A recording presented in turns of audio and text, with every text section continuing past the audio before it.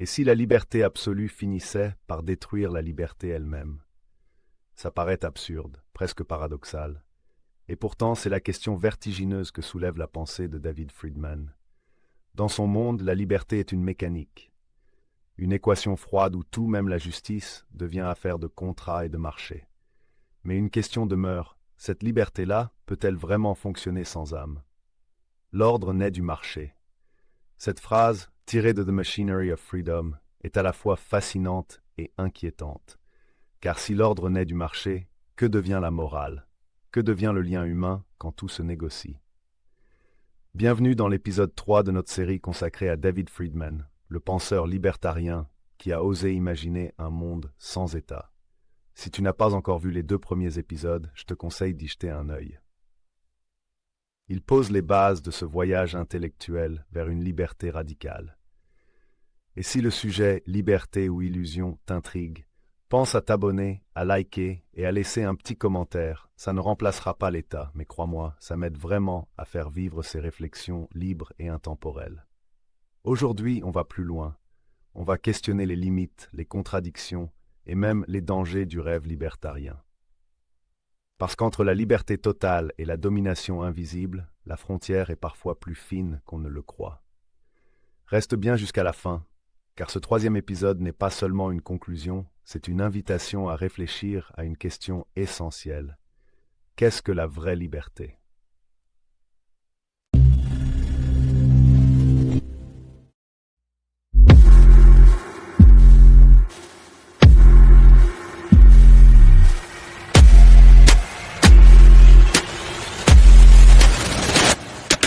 Après la parution de The Machinery of Freedom en 1973, le débat autour de David Friedman s'enflamme. Des économistes, des philosophes et même des anarchistes s'opposent à son idée d'un monde sans État, où la loi serait un simple produit du marché. Les critiques viennent de partout. Pour certains, Friedman pousse la logique du libéralisme jusqu'à l'absurde. Pour d'autres, il révèle la face cachée du pouvoir, celle d'un ordre qui ne vient plus de la force, mais du contrat. Pierre-Joseph Proudhon, un siècle plus tôt, parlait lui aussi d'un ordre sans maître. Mais chez lui, cet ordre reposait sur la solidarité, sur le lien social. Rien à voir avec la mécanique économique que propose Friedman. Robert Nozick, son contemporain, ne va pas aussi loin. Il défend un État minimal, chargé uniquement de protéger les droits individuels. Pas de disparition totale du gouvernement, juste un encadrement strict. Et du côté des anarchistes de gauche, on retrouve la même idée d'autonomie, mais toujours accompagnée d'entraide et de coopération. Friedman, lui, tranche. Pour lui, la liberté n'a pas besoin d'être adoucie par la morale, elle n'a besoin que d'efficacité. Mais cette idée radicale soulève une fracture profonde, celle qui sépare la liberté économique de la justice sociale. Et si, derrière cette vision extrême, se cachait une vérité inconfortable? Et si la recherche de liberté totale finissait toujours par recréer une forme de domination? Première étape, le paradoxe de la concurrence absolue. David Friedman imagine une société sans État, régulée uniquement par les contrats et la concurrence. Un monde où la loi n'est pas imposée d'en haut, mais produite par le marché. Un équilibre spontané, né de l'intérêt individuel. En théorie, c'est séduisant. Chaque acteur cherche à satisfaire ses clients, et le résultat collectif devient plus efficace, plus libre. Mais ce rêve d'harmonie économique cache une tension profonde. Car la concurrence absolue, lorsqu'elle n'est limitée par aucune règle commune, finit toujours par produire ce qu'elle prétend abolir, la domination. C'est une loi presque universelle, que l'histoire économique confirme encore et encore. Là où il n'y a plus d'État, là où aucune autorité n'impose de garde-fous, ce sont les plus puissants, ceux qui contrôlent l'information, les capitaux ou les armes, qui finissent par écrire leurs propres règles. Autrement dit, dans un marché totalement libre, le pouvoir ne disparaît pas, il se déplace. Il quitte le gouvernement pour se loger dans les mains de ceux qui peuvent le payer. Et c'est là tout le paradoxe du modèle friedmanien. En cherchant à libérer l'homme de l'État, il risque de l'asservir à la logique du plus fort. Le philosophe Karl Polanyi l'avait déjà pressenti au milieu du XXe siècle. Un marché sans limite finit par se détruire lui-même, car il épuise les ressources sociales qui le rendent possible. la confiance, la solidarité, la coopération. Sans ces liens invisibles, la société se fragmente et la liberté devient un privilège au lieu d'un bien commun. Deuxième étape, la justice sans solidarité. Dans le système de Friedman, la justice n'est plus un droit collectif, mais un service privé, un produit que chacun choisit et paye selon ses moyens. Une agence protège tes biens, une autre arbitre tes conflits, et ta réputation devient la monnaie de ta sécurité. Tout semble rationnel, équilibré, contractuel. Mais ce modèle oublie une chose essentielle, la vulnérabilité humaine. Car tout le monde n'a pas les mêmes moyens de négociation. Tout le monde ne part pas avec les mêmes cartes. Et dans un monde où la justice se vend, les plus pauvres n'ont souvent qu'une seule option, la subir. Ce que Friedman voit comme un marché de la liberté peut rapidement devenir un marché de l'exclusion. Les penseurs anarchistes de gauche, comme Kropotkin ou Proudhon, avaient eux aussi rêvé d'un ordre sans maître. Mais pour eux, la clé de cette liberté, c'était l'entraide, la coopération volontaire, la solidarité entre égaux.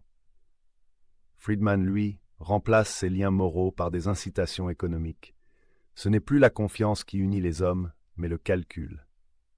Or, une société fondée uniquement sur le calcul de l'intérêt ne peut pas durer longtemps.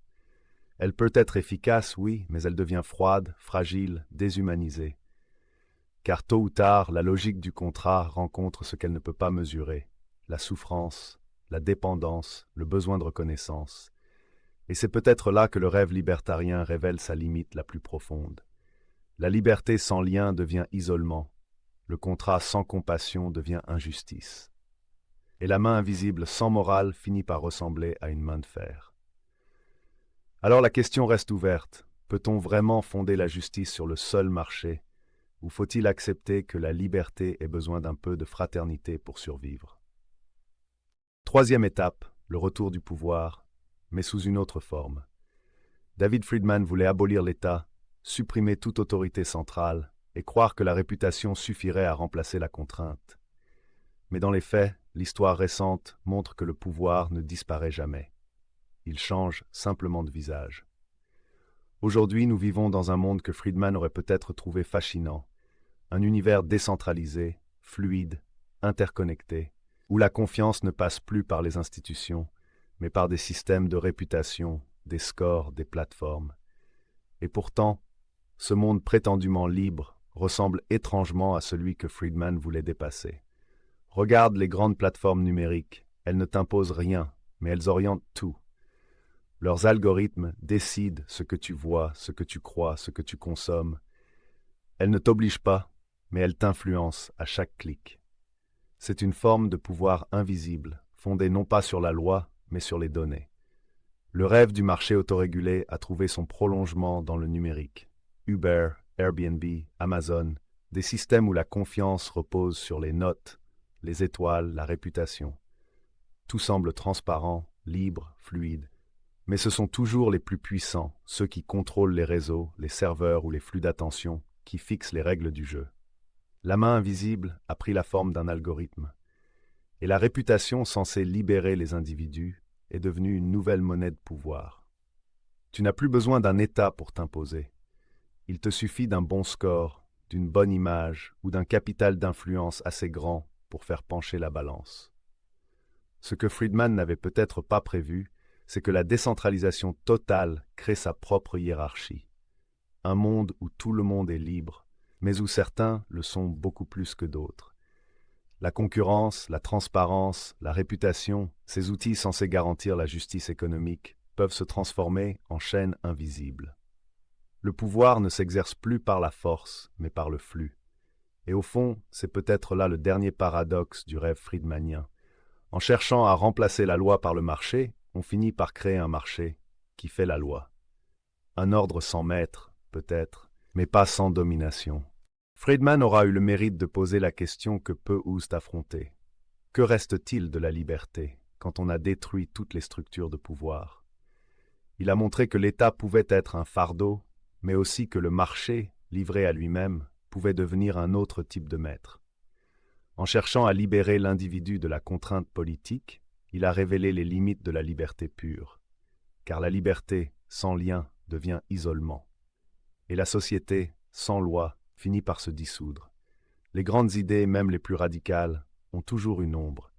Celle de Friedman, c'est celle du marché sans âme, un monde logique, efficace, mais sans chaleur humaine. Et pourtant, derrière cette froideur apparente, il nous laisse une leçon essentielle. La liberté n'est pas un état, mais un équilibre, un fragile accord entre autonomie et responsabilité, entre le désir de choisir et le devoir de répondre de ses choix. Comme l'écrivait Alexis de Tocqueville, la liberté se perd moins par la violence des tyrans que par la négligence des peuples. Alors peut-être que la vraie sagesse, ce n'est ni de croire au pouvoir de l'État, ni de s'abandonner aveuglément au marché. C'est d'apprendre à vivre entre les deux, dans ce point d'équilibre instable où la liberté cesse d'être un slogan pour redevenir un art de vivre. Un art exigeant, où l'on découvre que la véritable indépendance ne se conquiert pas contre les autres, mais avec eux. La question que David Friedman posait dans les années 1970 n'a jamais été aussi actuelle. Aujourd'hui, alors que les institutions vacillent, que la confiance s'effrite et que les citoyens cherchent de nouvelles formes d'organisation, son idée d'un monde sans État trouve un étrange écho. Les crypto-monnaies défient les banques. L'intelligence artificielle remet en cause l'autorité humaine. Les communautés décentralisées inventent des règles sans chef. Et pendant que les gouvernements peinent à suivre, les individus construisent leur propre système de confiance, parfois sans même s'en rendre compte. C'est le rêve friedmanien qui, peu à peu, devient réalité.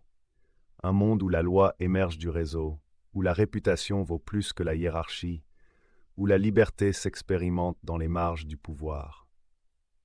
Mais derrière cette promesse d'émancipation, une question brûlante demeure. Jusqu'où peut-on aller sans autorité commune? Un monde sans État peut-il rester juste? Ou finira-t-il, comme tant d'utopies avant lui, par se retourner contre lui-même? Dis-moi ce que tu en penses. Est-ce que tu crois qu'une société sans autorité pourrait tenir debout? Ou penses-tu que la liberté a besoin de règles pour ne pas se perdre? Commente, partage ta vision, car c'est là que la réflexion commence vraiment. Et si cette série t'a donné envie d'aller plus loin, abonne-toi et rejoins la prochaine exploration, les penseurs de la liberté, là où philosophie, économie et destin humain se rencontrent.